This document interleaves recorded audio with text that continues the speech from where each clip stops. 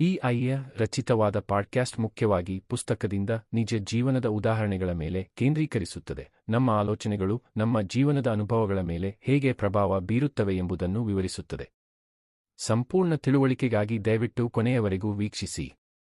ಇವತ್ತು ನಾವು ಒಂದು ಅತ್ಯಂತ ಕುತೂಹಲಕಾರಿ ಹಾಗೂ ಒಂಥರ ನಮ್ಮೆಲ್ಲರನ್ನೂ ಆಳವಾಗಿ ಯೋಚಿಸುವಂತೆ ಮಾಡುವ ವಿಷಯದ ಬಗ್ಗೆ ಮಾತಾಡ್ತಾ ಇದ್ದೀವಿ. ಹೌದು, ಖಂಡಿತ. ಅಂದ್ರೆ ರಾಂಡಾ ಬರ್ನ್ ಅವರು ಬರೆದಿರುವ ಜಗತ್ತಿನಾದ್ಯಂತ ಲಕ್ಷಾಂತರ ಜನರ ಗಮನ ಸೆಳೆದಿರುವ ಪುಸ್ತಕ how the secret changed my life. ಇದರ ಬಗ್ಗೆ ನಾವೆಲ್ಲರೂ ಎಲ್ಲೋ ಒಂದು ಕಡೆ ಕೇಳಿಯೇ ಇರ್ತೀವಿ ಅಲ್ವಾ? ನಿಜ. ಲಾ ಆಫ್ ಅಟ್ರಾಕ್ಷನ್ ಅಥವಾ ಆಕರ್ಷಣೆಯ ನಿಯಮ ಅಂತ ನಾವೇನ್ ಕರಿತೀವಿ, ಆ ಪರಿಕಲ್ಪನೆಯ ಬಗ್ಗೆ ಈ ಪುಸ್ತಕ ಮಾತಾಡುತ್ತೆ. ಕರೆಕ್ಟ್. ಅಂದ್ರೆ ನಮ್ಮ ಆಲೋಚನೆಗಳನ್ನು ಬದಲಾಯಿಸಿಕೊಳ್ಳುವ ಮೂಲಕ ನಮ್ಮ ವಾಸ್ತವ ಜೀವನವನ್ನು ನಮಗೆ ಬೇಕಾದಂತೆ ರೂಪಿಸಿಕೊಳ್ಳಬಹುದು ಅನ್ನೋದು ಇದರ ಮುಖ್ಯ ಸಾರಾಂಶ. ಪುಸ್ತಕದಲ್ಲಿ ಒಂದು 3 ಸರಳ ಹಂತಗಳನ್ನು ಕೊಟ್ಟಿದ್ದಾರೆ. ಕೇಳಿ, ನಂಬಿ ಮತ್ತು ಪಡೆಯಿರಿ ಅಂತ. ಹೌದು. Ask, believe, receive. ಅದೇ. ಕೇಳೋದಕ್ಕೆ ಇದು ಬಹಳ ಸುಲಭ, ಒಂಥರ ಮ್ಯಾಜಿಕ್ ತರ ಅನ್ಸುತ್ತೆ. ಆದ್ರೆ ಇದು ನಿಜ ಜೀವನದಲ್ಲಿ ಹೇಗೆ ಕೆಲಸ ಮಾಡುತ್ತೆ ಅನ್ನೋದು ನನ್ನ ದೊಡ್ಡ ಪ್ರಶ್ನೆ. ನೋಡಿ, ಮೇಲ್ನೋಟಕ್ಕೆ ಇದೊಂದು ಮ್ಯಾಜಿಕ್ ಅಥವಾ ಯಾವುದೋ ಕುರುಡು ನಂಬಿಕೆ ತರ ಕಾಣಿಸ್ಬೋದು. ಆದರೆ ಈ ಪುಸ್ತಕದಲ್ಲಿರುವ ನೈಜ ಘಟನೆಗಳನ್ನ ನಾವು ಆ ಮನಃಶಾಸ್ತ್ರದ ಹಿನ್ನೆಲೆಯಲ್ಲಿ ನೋಡಿದಾಗ ಇದರ ಹಿಂದಿರುವ ವಿಜ್ಞಾನ ನಮ್ಗೆ ಅರ್ಥ ಆಗತ್ತೆ. ಓಹೋ, ಅಂದ್ರೆ ಇದು ಬರೀ ಗಾಳಿಯಲ್ಲಿ ನಡೆಯುವ ಮ್ಯಾಜಿಕ್ ಅಲ್ಲ ಅಂತೀರಾ? ಖಂಡಿತ ಅಲ್ಲ.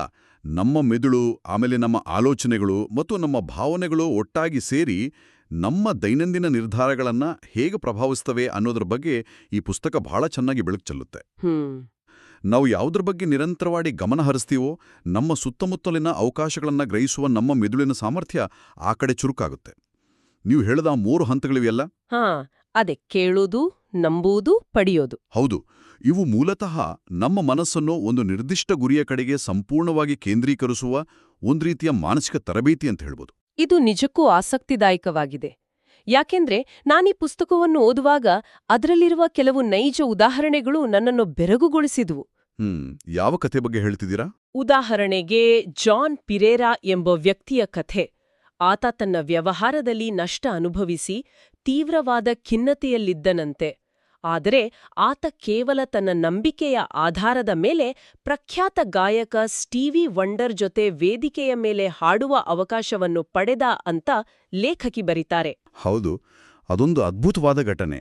ಇದು ಹೇಗೆ ಸಾಧ್ಯವಾಯಿತು ಅನ್ನೋದನ್ನ ಸ್ವಲ್ಪ ಬಿಡಿಸಿ ಹೇಳ್ಬಹುದಾ? ಅಂದ್ರೆ ಕೇವಲ ಯೋಚನೆ ಮಾಡಿದ್ದಕ್ಕೆ ಇಂಥ ದೊಡ್ಡ ಅವಕಾಶ ಸಿಕ್ಬಿಡುತ್ತಾ? ಜಾನ್ ಪಿರೇರಾ ಅವರ ಕಥೆ ಆಕರ್ಷಣೀಯ ನಿಯಮದ ಆ ನಂಬಿಕೆಯ ಹಂತಕ್ಕೆ ಅತ್ಯುತ್ತಮ ಉದಾಹರಣೆ. ಜಾನ್ ಕೇವಲ ನಾನು ಸ್ಟೀವಿ ವಂಡರ್ ಜೊತೆ ಹಾಡಬೇಕು ಅಂತ ಆಸೆ ಪಡಲಿಲ್ಲ. ಬದಲಾಗಿ ಆ ಘಟನೆ ಈಗಾಗಲೇ ನಡೆದೋಗಿದೆ ಎಂಬಷ್ಟರ ಮಟ್ಟಿಗೆ ಅದನ್ನ ನಂಬಿದ. ಅಂದ್ರೆ ಯಾವುದೇ ಅನುಮಾನ ಇರಲಿಲ್ಲ ಅಂತ? ಖಂಡಿತ. ಪತ್ರಿಕೆಯಲ್ಲಿ ಆ ಒಂದು ಸ್ಪರ್ಧೆಯ ಜಾಹೀರಾತು ನೋಡಿದಾಗ ಆತ ತಾನು ಆ ಸ್ಪರ್ಧೆಯನ್ನು ಗೆದ್ದೇ ಗೆಲ್ತೇನೆ ಅಂತ ಸಂಪೂರ್ಣ ವಿಶ್ವಾಸದಿಂದ ಅರ್ಜಿ ಹಾಕಿದ. ಇಲ್ಲಿ ನಾವು ಗಮನಿಸಬೇಕಾದ ಮಾನಸಿಕ ಪ್ರಕ್ರಿಯೆ ಏನು ಗೊತ್ತಾ? ಏನು? ನಮ್ಮ ಮೆದುಳಿಗೆ ಭವಿಷ್ಯದ ಭಯಕ್ಕೂ ಮತ್ತು ಕಲ್ಪನೆಯ ವಿಶ್ವಾಸಕ್ಕೂ ಇರುವ ವ್ಯತ್ಯಾಸ ಗೊತ್ತಾಗೋದಿಲ್ಲ. ಜಾನ್ ತನ್ನ ಮನಸ್ಸಿನಲ್ಲಿ ಆ ವೇದಿಕೆಯ ಮೇಲಿರುವ ದೃಶ್ಯವನ್ನು ಎಷ್ಟು ಸ್ಪಷ್ಟವಾಗಿ ಕಲ್ಪಿಸಿಕೊಂಡಿದ್ದ ಅಂದ್ರೆ ಅವನಿಗೆ ಸ್ವಲ್ಪವೂ ಅನುಮಾನ ಇರಲಿಲ್ಲ. ಅದಕ್ಕೆ ಅಲ್ವಾ ಅವನ ಕಂಪ್ಯೂಟರ್ ಕೈಕೊಟ್ಟದಾಗ್ಲೂ ಆತ ಗಾಬರಿ ಆಗ್ಲಿಲ್ಲ ಅಂತ ಪುಸ್ತಕದಲ್ಲಿ ಹೇಳಿರೋದು? ಕರೆಕ್ಟ್. ಆತ ಮತ್ತೆ ಅರ್ಜಿ ಹಾಕ್ಲಿಲ್ಲ. ಆ ಅಚಲವಾದ ವಿಶ್ವಾಸ ಅವನಲ್ಲಿ ಒಂದು ಬಗೆಯ ಶಾಂತತೆಯನ್ನು ತಂದಿತ್ತು. ಅಂತಿಮವಾಗಿ ಆತ ಆ ಸ್ಪರ್ಧೆಯನ್ನು ಗೆದ್ದು ಸ್ಟೀವಿ ವಂಡರ್ ಜೊತೆ ಹಾಡ್ದ. ಆತನ ಸಂಪೂರ್ಣ ಗಮನ ಗೆಲ್ಲುವುದು ಹೇಗೆ ಅನ್ನೋದರ ಮೇಲೆ ಇರಲಿಲ್ಲ. ಬದಲಾಗಿ ಗೆದ್ದ ನಂತರದ ಸಂತೋಷದ ಮೇಲೆ ಇತ್ತು ಅಲ್ವಾ? ನಿಖರವಾಗಿ. ಓಹೋ, ಅಂದ್ರೆ ಫಲಿತಾಂಶದ ಬಗ್ಗೆ ಅನುಮಾನ ಪಡದೆ ಅದು ಈಗಾಗ್ಲೇ ಸಿಕ್ಕಿದೆ ಎನ್ನುವ ಭಾವನೆ. ಆದ್ರೆ ಇಲ್ಲಿ ಇನ್ನೊಂದು ಕತೆ ಬರುತ್ತೆ ನೋಡಿ. ಎನ್ನಿ ಎಂಬ ಮಲೇಷ್ಯಾದ ಮಹಿಳೆ. ಆಕೆ ಒಂದು ವಿಷನ್ ಬೋರ್ಡ್ ಮಾಡಿ ಅದರಲ್ಲಿ ಕೇವಲ 1 ರಿಂಗಿಟ್ ನೋಟಿಗೆ ಮಾರ್ಕರ್ನಿಂದ ಸೊನ್ನೆಗಳನ್ನ ಸೇರಿಸ್ತಾಳೆ. ಹೌದು, 1 ಲಕ್ಷ ರಿಂಗಿಟ್ ಆಗುವಂತೆ ಮಾಡ್ತಾಳೆ. ಅದೇ ಬ್ಯಾಂಕ್ ಆಫ್ ದ ಯೂನಿವರ್ಸ್ನ ನಕಲಿ ಚೆಕ್ನಲ್ಲಿ 1 ಲಕ್ಷ ರಿಂಗಿಟ್ ಅಂತ ಬರೆದು ಹಾಕ್ಕೊಂಡಿದ್ಲಂತೆ. ನಂತರ ಆಕೆಗೆ ನಿಖರವಾಗಿ ಅದೇ ಮೊತ್ತ ಕ್ರೆಡಿಟ್ ಕಾರ್ಡ್ ಕಂಪನಿಯ ಸ್ಪರ್ಧೆಯೊಂದರಲ್ಲಿ ಸಿಕ್ಕಿತು ಅಂತ ಪುಸ್ತಕ ಹೇಳುತ್ತೆ. ನಿಜ. ಸ್ವಲ್ಪ ಪ್ರಾಕ್ಟಿಕಲ್ ಆಗಿ ಯೋಚನೆ ಮಾಡಿದ್ರೆ ನಾವೇ ಒಂದು ಸುಳ್ಳು ಚೆಕ್ ಬರೆದು ಗೋಡೆ ಗಂಟ್ಸ್ಕೊಂಡ್ರೆ ದುಡ್ಡು ಬರುತ್ತಾ? ಇದೊಂದು ರೀತಿಯ ಭ್ರಮೆ ಅಲ್ವಾ? ಇದು ಹೇಗೆ ಕೆಲಸ ಮಾಡುತ್ತೆ? ನೀವು ಕೇಳಿದ ಪ್ರಶ್ನೆ ಬಹಳ ಮುಖ್ಯವಾದದ್ದು. ಮೇಲ್ನೋಟಕ್ಕೆ ಇದು ಭ್ರಮೆಯಂತೆ ಕಂಡ್ರೂ ಇದರ ಹಿಂದೆ ಒಂದು ಪ್ರಬಲವಾದ ಮಾನಸಿಕ ತಂತ್ರ ಇದೆ. ವಿಷನ್ ಬೋರ್ಡ್ ಅಂದ್ರೆ ನಮ್ಮ ಗುರಿಗಳನ್ನು ನಾವು ಪ್ರತಿದಿನ ನೋಡುವಂತೆ ಮಾಡುವ ಒಂದು ಸಾಧನ. ಎನ್ನಿ ಆ ನಕಲಿ ಚೆಕ್ಕನ್ನು ಪ್ರತಿದಿನ ನೋಡುತ್ತಿದ್ದಾಗ ಅವಳ ಮೆದುಳಿಗೆ ಆ ಮೊತ್ತ ಒಂದು ಸಹಜವಾದ ವಿಚಾರವಾಗಿ ಬದಲಾಯಿತು. ಮನಃಶಾಸ್ತ್ರದಲ್ಲಿ ಇದನ್ನ ಪ್ರೈಮಿಂಗ್ ಅಂತ ಕರೀತಾರೆ. ಪ್ರೈಮಿಂಗ್ ಅಂದ್ರೆ ಅಂದರೆ ನಮ್ಮ ಮೆದುಳು ಪ್ರತಿದಿನ ಒಂದೇ ವಿಚಾರವನ್ನು ನೋಡಿದಾಗ ಆ ವಿಚಾರಕ್ಕೆ ಸಂಬಂಧಿಸಿದ ಅವಕಾಶಗಳನ್ನು ಹುಡುಕಲು ಶುರುಮಾಡುತ್ತೆ. ಎನ್ನಿ ಆ ಚೆಕ್ಕನ್ನು ನೋಡ್ತಾ ಸುಮ್ಮನೆ ಕೂರ್ಲಿಲ್ಲ, ಬದಲಾಗಿ ಆಕೆಯ ಮೆದುಳು ಆ ಹಣವನ್ನು ಗಳಿಸುವ ಸಾಧ್ಯತೆಗಳ ಬಗ್ಗೆ ಸದಾ ಎಚ್ಚರದಿಂದಿತ್ತು. ಆಹಾ, ಹಾಗಾಗಿ ಆಕೆಯ ಕ್ರೆಡಿಟ್ ಕಾರ್ಡ್ ಸ್ಪರ್ಧೆಯಲ್ಲಿ ಭಾಗವಹಿಸಲು ಪ್ರೇರೇಪಿತಲಾದಳು. ಹೌದು, ಆಕೆಯ ಆಲೋಚನೆ ಆಕೆಯ ಕ್ರಿಯೆಯನ್ನು ಹುಟ್ಟುಹಾಕಿತು. ಅವಕಾಶಗಳು ಎಲ್ಲರ ಮುಂದೆಯೂ ಇರ್ತವೆ, ಆದರೆ ಆ ಅವಕಾಶವನ್ನು ಗುರುತಿಸುವ ಮಾನಸಿಕ ಸಿದ್ಧತೆಯನ್ನಿ ಬಳಿಯಿತ್ತು. ಇದು ನನ್ಗೆ ಅರ್ಥ ಆಗ್ತಾ ಇದೆ. ಆದ್ರೆ ಪುಸ್ತಕದಲ್ಲಿ ಲೇಖಕಿ ಪದೇ ಪದೇ ಒಂದು ಮಾತನ್ನು ಹೇಳ್ತಾರೆ, ಬ್ರಹ್ಮಾಂಡಕ್ಕೆ $1 ಕೊಡುವುದಕ್ಕೂ $1,000,000 ಕೊಡುವುದಕ್ಕೂ ಯಾವುದೇ ವ್ಯತ್ಯಾಸ ಇಲ್ಲ ಅಂತ. ಖಂಡಿತ, ಬ್ರಹ್ಮಾಂಡದ ದೃಷ್ಟಿಯಲ್ಲಿ ಗಾತ್ರಕ್ಕೆ ಬೆಲೆ ಇಲ್ಲ. ನಾವು ದೊಡ್ಡ ವಿಷಯಗಳನ್ನು ಪಡೆಯಲು ನಮ್ಮ ಅನುಮಾನಗಳೇ ಕಾರಣ ಅಂತ ಹೇಳ್ತಾರೆ. ಇದನ್ನ ಅರ್ಥ ಮಾಡಿಕೊಳ್ಳಲು ಜೇಸನ್ ಮತ್ತು ಅಮಾಂಡಾ ಎಂಬ ಇಬ್ಬರ ಕಥೆಗಳನ್ನ ಉದಾಹರಣೆಯಾಗಿ ನೀಡಿದ್ದಾರೆ. ಜೇಸನ್ ಕೇವಲ ಒಂದು ಕೆಂಪು ಬಣ್ಣದ ಥಿಂಬಲ್ ಅಂದ್ರೆ ಬೆರಳಚ್ಚು ಕವಚವನ್ನು ಆಕರ್ಷಿಸಲು ಪ್ರಯತ್ನಿಸಿದರೆ, ಅಮಾಂಡಾ 1996ರ ಒಂದು ಹೊಳೆಯುವ ನಾಣ್ಯವನ್ನು ಆಕರ್ಷಿಸಲು ನಿರ್ಧರಿಸುತ್ತಾಳೆ. ಇಬ್ಬರಿಗೂ ಅವರು ಅಂದುಕೊಂಡಿದ್ದೇ ನಿಖರವಾಗಿ ಸಿಗುತ್ತೆ. ಹೌದು. ಇದರ ಹಿಂದಿನ ಮರ್ಮವೇನು? ಸಣ್ಣ ವಸ್ತುಗಳನ್ನು ಆಕರ್ಷಿಸುವುದು ಸುಲಭ, ದೊಡ್ಡದು ಕಷ್ಟ ಎಂಬುದು ನಮ್ಮ ಮೈಂಡ್ಸೆಟ್ ಅಷ್ಟೇನಾ? ನಿಖರವಾಗಿ ಹೇಳಿದ್ರಿ. ಸಣ್ಣ ವಸ್ತುಗಳ ಮೂಲಕ ನಮ್ಮ ನಂಬಿಕೆಯನ್ನು ಪರೀಕ್ಷಿಸಿಕೊಳ್ಳುವುದು ಒಂದು ಅದ್ಭುತವಾದ ವಿಧಾನ. ಇಲ್ಲಿ ನಾವು ರೆಟಿಕ್ಯುಲರ್ ಆಕ್ಟಿವೇಟಿಂಗ್ ಸಿಸ್ಟಮ್ ಅಂದ್ರೆ RAS ಎಂಬ ನಮ್ಮ ಮೆದುಳಿನ ಒಂದು ಭಾಗದ ಬಗ್ಗೆ ತಿಳಿದುಕೊಳ್ಳಬೇಕು. RAS ಅಂದ್ರೆ ಅದೊಂದು ಫಿಲ್ಟರ್ ತರಹ ಅಲ್ವಾ? ಹೌದು. ಈ RAS ಎಂಬುದು ನಮ್ಮ ಮೆದುಳಿನ ಒಂದು ಫಿಲ್ಟರ್. ಉದಾಹರಣೆಗೆ, ನೀವು ಒಂದು ಹೊಸ ಕಾರು ಖರೀದಿಸುತ್ತೀರಿ ಅಂತ ಇಟ್ಕೊಳ್ಳಿ. ಆ ದಿನದಿಂದ ಅದೇ ಮಾಡೆಲ್ನ ಕಾರುಗಳು ನಿಮ್ಗೆ ರಸ್ತೆಯಲ್ಲಿ ಪದೇ ಪದೇ ಕಾಣಿಸಲು ಶುರುವಾಗ್ತವೆ. ಓಹೋ, ನಿಜ. ಆ ಕಾರುಗಳು ಮೊದಲು ಅಲ್ಲೇ ಇದ್ವು, ಆದರೆ ನಿಮ್ಮ ಮೆದುಳು ಈಗ ಅದರ ಮೇಲೆ ಗಮನ ಹರಿಸ್ತಾ ಇದೆ. ಜೇಸನ್ ಆ ಕೆಂಪು ಥಿಂಬಲ್ ಬಗ್ಗೆ ಮತ್ತು ಅಮಾಂಡಾ ಆ ನಾಣ್ಯದ ಬಗ್ಗೆ ತೀವ್ರವಾಗಿ ಯೋಚಿಸಿದಾಗ ಅವರ ಮೆದುಳಿನ RAS ಆ ನಿರ್ದಿಷ್ಟ ವಸ್ತುಗಳನ್ನು ಹುಡುಕಲು ಶುರುಮಾಡಿತು. ಆಹಾ, ಲಾಸ್ ವೇಗಾಸ್ನ ಜಾದೂಗಾರರ ಸಮ್ಮೇಳನದಲ್ಲಿ ಆ ಥಿಂಬಲ್ ಜೇಸನ್ ಕಣ್ಣಿಗೆ ಬಿದ್ದದ್ದು ಮತ್ತು ಚಿತ್ರಮಂದಿರದ ಬಳಿ ಅಮಾಂಡಾಗೆ ಆ ನಾಣ್ಯ ಸಿಕ್ಕಿದ್ದು ಇದೇ ಕಾರಣಕ್ಕೆ. ನಾವು ಸಣ್ಣ ವಸ್ತುಗಳ ಮೇಲೆ ಪ್ರಯೋಗ ಮಾಡಿದಾಗ ನಮ್ಮಲ್ಲಿ ಇದು ಆಗುತ್ತೋ ಇಲ್ಲವೋ ಎಂಬ ಭಯ ಅಥವಾ ಒತ್ತಡ ಇರೋದಿಲ್ಲ. ಹಾಗಾಗಿ ನಂಬಿಕೆ ಸುಲಭವಾಗಿ ಬೇರೂರುತ್ತು. ಅದೇ ಒಂದು $1 ಮಿಲಿಯನ್ ವಿಷಯ ಬಂದಾಗ ನಮ್ಮ ಮೆದುಳು ಇದು ಅಸಾಧ್ಯ ಎಂಬ ನೂರಾರು ಅಡೆತಡೆಗಳನ್ನು ತಾನಾಗಿಯೇ ಸೃಷ್ಟಿಸಿಕೊಳ್ಳುತ್ತೆ. ವಾಹ್, ಆ ಫಿಲ್ಟರ್ ಉದಾಹರಣೆ ನಿಜಕ್ಕೂ ಅದ್ಭುತವಾಗಿದೆ. ಸರಿ, ನಾವು ಮೆದುಳನ್ನು ಟ್ಯೂನ್ ಮಾಡಿದವು ಅಂತಲೇ ಇಟ್ಕೊಳ್ಳೋಣ. ಆದ್ರೆ ಕೇವಲ ಯೋಚನೆ ಮಾಡ್ತಾ ಕೂತ್ರೆ ಆಗೋದಿಲ್ಲ, ಅದಕ್ಕೆ ತಕ್ಕಂತಹ ಕ್ರಿಯೆಗಳು ಇರಬೇಕು ಎಂಬುದು ಪುಸ್ತಕದ 2ನೇ ಪ್ರಮುಖ ಭಾಗ. ಹೌದು, ಆಕ್ಷನ್ಸ್ ಬಹಳ ಮುಖ್ಯ. ಇಲ್ಲಿ ಬರುವ ಕೇಟ್ ಎಂಬ ಯುವತಿಯ ಕಥೆ ನನಗೆ ಬಹಳ ಇಷ್ಟ ಆಯಿತು. ಆಕೆ ಪದವಿ ಮುಗಿಸಿ ಕೆಲಸ ಸಿಗದೆ ಪರದಾಡುತ್ತಿದ್ದಳು. ಆದ್ರೆ ಒಂದು ದಿನ ಆಕೆ ತಾನು ನಿರುದ್ಯೋಗಿ ಎಂಬಂತೆ ವರ್ತಿಸುವುದನ್ನು ಬಿಟ್ಬಿಡುತ್ತಾಳೆ. ಬೆಳಗ್ಗೆ ಎದ್ದು ಆಫೀಸ್ಗೆ ಹೋಗುವರಂತೆ ತಯಾರಾಗುವುದು, ತನಗೆ ಸಂಬಳ ಬರುತ್ತಿದೆ ಎಂದು ಲೆಕ್ಕಾಚಾರ ಹಾಕುವುದು. ಹೀಗೆ ಮಾಡುವುದರಿಂದ ಕೇವಲ 2 ವಾರಗಳಲ್ಲೇ ಆಕೆಗೆ ಕನಸಿನ ಕೆಲಸ ಸಿಕ್ಕಿತು. ನಿಜ.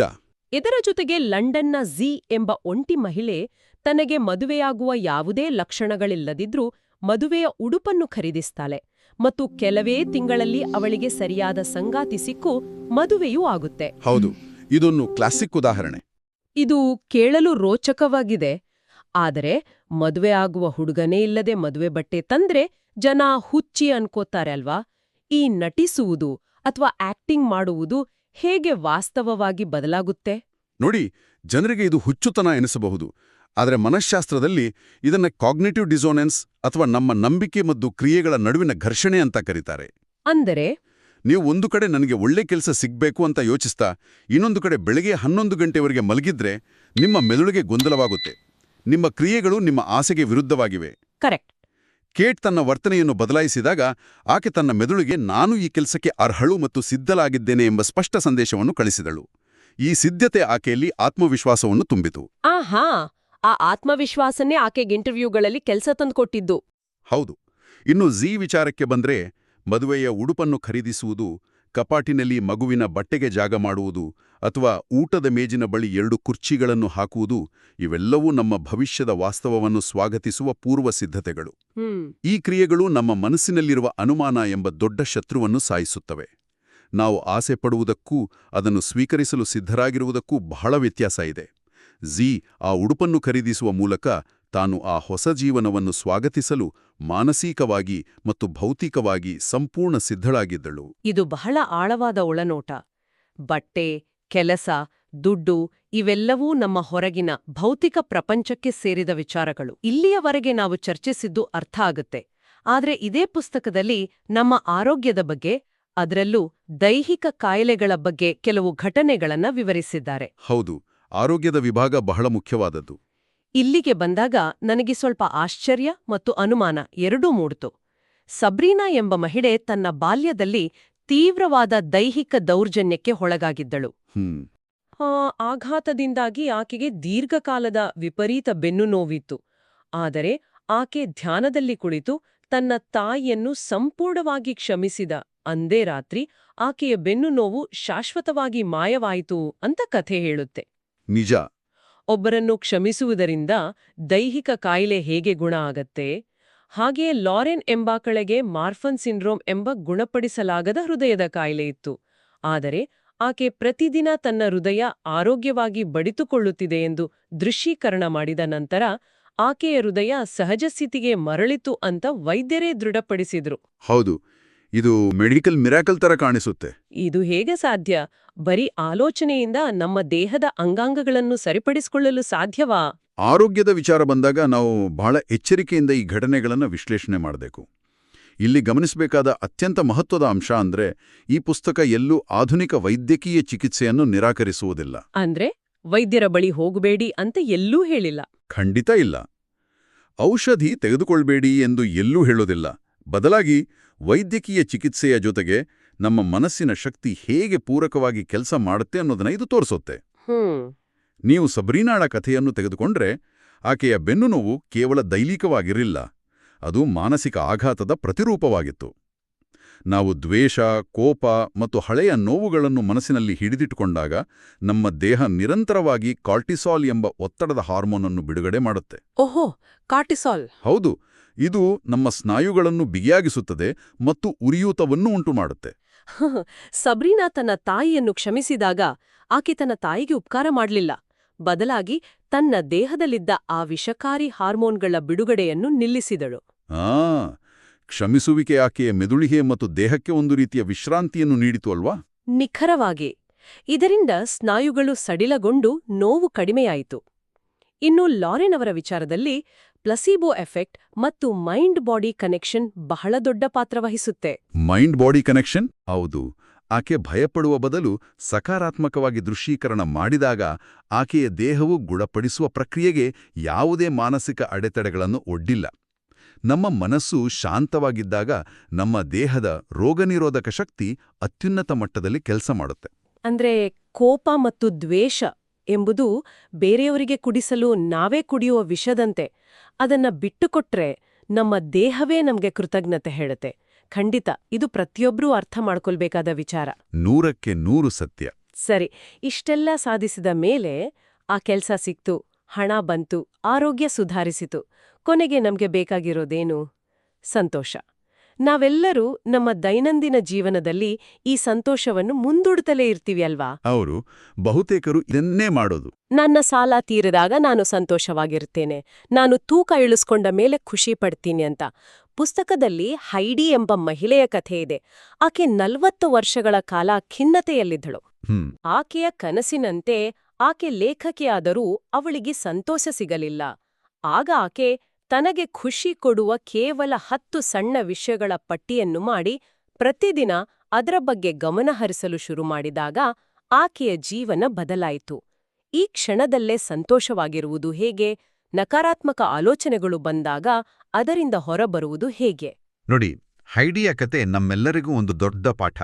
ಸಂತೋಷ ಎಂಬುದು ಒಂದು ಗುರಿಯಲ್ಲ, ಅದು ಗುರಿಯನ್ನು ತಲುಪುವ ಮಾರ್ಗ. ನಾವು ಸಂತೋಷವಾಗಿರಲು ಭವಿಷ್ಯದ ಯಾವುದೇ ಘಟನೆಗಾಗಿ ಕಾಯಬೇಕಾಗಿಲ್ಲ. ಕರೆಕ್ಟ್. ಈ ನಿಟ್ಟಿನಲ್ಲಿ ಪುಸ್ತಕದಲ್ಲಿ ಸೀಕ್ರೆಟ್ ಶಿಫ್ಟರ್ಸ್ ಎಂಬ ಒಂದು ಅದ್ಭುತವಾದ ತಂತ್ರವನ್ನು ಪರಿಚಯಿಸಿದ್ದಾರೆ. ನಮ್ಮ ಮನಸ್ಥಿತಿಯನ್ನು ಅಥವಾ ಫ್ರೀಕ್ವೆನ್ಸಿಯನ್ನು ರೇಡಿಯೋ ಚಾನೆಲ್ ಬದಲಾಯಿಸಿದಂತೆ ಬದಲಾಯಿಸುವುದು ಇದರರ್ಥ. ಓಹೋ, ಸೀಕ್ರೆಟ್ ಶಿಫ್ಟರ್ಸ್. ಹೌದು, ನಮಗೆ ಕೋಪ, ಬೇಸರ ಅಥವಾ ಅತೀವ ಒತ್ತಡ ಬಂದಾಗ ಆ ನಕಾರಾತ್ಮಕ ಸುಳಿಯಿಂದ ನಮ್ಮನ್ನು ನಾವು ತಕ್ಷಣವೇ ಹೊರತೆಗೆಯಲು ಕೆಲವು ಸಾಧನಗಳನ್ನು ಮೊದಲೇ ಸಿದ್ಧವಾಗಿಟ್ಕೊಳ್ಳಬೇಕು. ಇದು ನಿಮ್ಮ ನೆಚ್ಚಿನ ಹಾಡಾಗಿರ್ಬೋದು, ಪ್ರಾಣಿಗಳ ಜೊತೆ ಆಟವಾಡುವುದಾಗಿರ್ಬೋದು, ಅಥವಾ ಪ್ರಕೃತಿಯ ಸೌಂದರ್ಯವನ್ನು ಆಸ್ವಾದಿಸುವುದಾಗಿರಬಹುದು. ಆಹಾ. ಆ ಕ್ಷಣದಲ್ಲಿ ನಾವು ನಮ್ಮ ಗಮನವನ್ನು ಸಮಸ್ಯೆಯಿಂದ ಈ ಶಿಫ್ಟರ್ಸ್ ಕಡೆಗೆ ತಿರುಗಿಸಿದಾಗ ನಮ್ಮ ಮೆದುಳಿನಲ್ಲಿ ಎಂಡೋರ್ಫಿನ್ಸ್ ಬಿಡುಗಡೆಯಾಗಿ ನಮ್ಮ ಫ್ರೀಕ್ವೆನ್ಸಿ ತಕ್ಷಣವೇ ಪಾಸಿಟಿವ್ ಕಡೆಗೆ ಬದಲಾಗುತ್ತೆ. ನಾವು ಕಷ್ಟದಲ್ಲಿದ್ರೂ ಆ ಕ್ಷಣದಲ್ಲಿ ನಾವು ಯಾವುದರ ಬಗ್ಗೆ ಕೃತಜ್ಞರಾಗಿದ್ದೇವೆಯೋ ಅದರ ಬಗ್ಗೆ ಯೋಚಿಸಬೇಕು. ಖಂಡಿತ. ದೂರುವುದನ್ನು ಬಿಟ್ಟು ಇರುವ ವಸ್ತುಗಳ ಬಗ್ಗೆ ಕೃತಜ್ಞತೆ ತೋರಿಸಿದರೆ ನಮ್ಮ ಜೀವನದ ದಿಕ್ಕೇ ಬದಲಾಗುತ್ತೆ ಎನ್ನುವುದು ಈ ಪುಸ್ತಕ ನೀಡುವ ಅತಿದೊಡ್ಡ ಸಂದೇಶ. ಈ ಸಂಪೂರ್ಣ ಚರ್ಚೆಯ ಸಾರಾಂಶವನ್ನು ನೋಡುವುದಾದ್ರೆ ನಮ್ಮ ಜೀವನ ನಮ್ಮ ಕೈಯಲ್ಲೇ ಇದೆ. ಹೌದು. ಡಿಜಿಟಲ್ ಯುಗದಲ್ಲಿ ಸದಾ ಒಂದಲ್ಲ ಒಂದು ಮಾಹಿತಿಯ ಒತ್ತಡದಲ್ಲಿ ಬದುಕುತ್ತಿರುವ ನಮಗೆ ನಮ್ಮ ಆಲೋಚನೆಗಳ ಮೇಲೆ ಹಿಡಿತ ಸಾಧಿಸುವುದು ಬಹಳ ಮುಖ್ಯ. ನಿಜ. ನಾವು ಏನನ್ನು ನಿರೀಕ್ಷಿಸುತ್ತೇವೆಯೋ ಆ ನಿರೀಕ್ಷೆಗೆ ತಕ್ಕಂತೆ ನಮ್ಮ ಆಲೋಚನೆ, ನಂಬಿಕೆ ಮತ್ತು ಕ್ರಿಯೆಗಳನ್ನು ಹೊಂದಿಸಿಕೊಳ್ಳಬೇಕು. ಪ್ರತಿದಿನ ಬೆಳಿಗ್ಗೆ ಎದ್ದು ನಮ್ಮ ಬಳಿಯಿರುವ ಸಣ್ಣಪುಟ್ಟ ವಿಷಯಗಳಿಗೂ ಕೃತಜ್ಞತೆ ಸಲ್ಲಿಸುವುದು ನಮ್ಮ ಇಡೀ ದಿನದ ಶಕ್ತಿಯನ್ನು ಸಕಾರಾತ್ಮಕವಾಗಿರಿಸುತ್ತೆ. ಅದರಲ್ಲಿ ಯಾವುದೇ ಅನುಮಾನವಿಲ್ಲ. ಪರಿಸ್ಥಿತಿಗಳು ಎಷ್ಟೇ ಕಠಿಣವಾಗಿರಲಿ, ಆ ಪರಿಸ್ಥಿತಿಗೆ ನಾವು ಹೇಗೆ ಪ್ರತಿಕ್ರಿಯಿಸುತ್ತೇವೆ, ನಮ್ಮ ಆಲೋಚನೆಗಳನ್ನು ನಾವು ಹೇಗೆ ನಿಯಂತ್ರಿಸುತ್ತೇವೆ ಎಂಬುದು ಅಂತಿಮವಾಗಿ ನಮ್ಮ ವಾಸ್ತವವನ್ನು ನಿರ್ಧರಿಸುತ್ತೆ. ನಿಜ. ಕೃತಜ್ಞತೆ ಮತ್ತು ಸಕಾರಾತ್ಮಕತೆ ಎಂಬುದು ನಮ್ಮ ಮೆದುಳಿಗೆ ನಾವು ನೀಡಬಹುದಾದ ಅತ್ಯುತ್ತಮ ತರಬೇತಿ. ಖಂಡಿತ. ಈ ಚರ್ಚೆಯನ್ನ ಮುಕ್ತಾಯಗೊಳಿಸುವ ಮುನ್ನ ಒಂದು ಅದ್ಭುತವಾದ ಪ್ರಶ್ನೆಯನ್ನು ನಿಮ್ಮೆಲ್ಲರ ಮುಂದಿಡಲು ನಾನು ಇಷ್ಟಪಡ್ತೀನಿ. ಹೇಳಿ. ಇಲ್ಲಿಯವರೆಗೆ ನಾವು ವಿಶ್ಲೇಷಿಸಿದ ಕಥೆಗಳೆಲ್ಲವೂ ಕೇವಲ ವ್ಯಕ್ತಿಗತ ಆಸೆಗಳನ್ನ ಪೂರೈಸಿಕೊಳ್ಳುವುದರ ಬಗ್ಗೆ ಮಾತಾಡ್ತವೆ. ಅದು ಒಬ್ಬರ ಕೆಲಸ, ಹಣ, ವೈಯಕ್ತಿಕ ಸಂಬಂಧಗಳು ಅಥವಾ ಆರೋಗ್ಯ. ಆದೇ ಒಮ್ಮೆ ಕಲ್ಪನೆ ಮಾಡ್ಕೊಳ್ಳಿ. ಓಕೆ. ನಮ್ಮ ವೈಯಕ್ತಿಕ ಆಲೋಚನೆಗಳು ನಮ್ಮ ವೈಯಕ್ತಿಕ ವಾಸ್ತವವನ್ನು ಸೃಷ್ಟಿಸುತ್ತವೆ ಎಂದಾದರೆ ಪ್ರಪಂಚದಾದ್ಯಂತ ಲಕ್ಷಾಂತರ ಜನರು ಏಕಕಾಲದಲ್ಲಿ ಒಗ್ಗೂಡಿ ಜಾಗತಿಕ ಶಾಂತಿ, ಹಸಿವು ಮುಕ್ತ ಜಗತ್ತು ಅಥವಾ ಹವಾಮಾನ ಬದಲಾವಣೆ ತಡೆಗಟ್ಟುವಿಕೆಯಂತಹ ಒಂದೇ ಸಕಾರಾತ್ಮಕ ದೃಷ್ಟಿಕೋನದ ಮೇಲೆ ತಮ್ಮ ನಂಬಿಕೆಯನ್ನ ಕೇಂದ್ರೀಕರಿಸಿದರೆ ಏನಾಗಬಹುದು?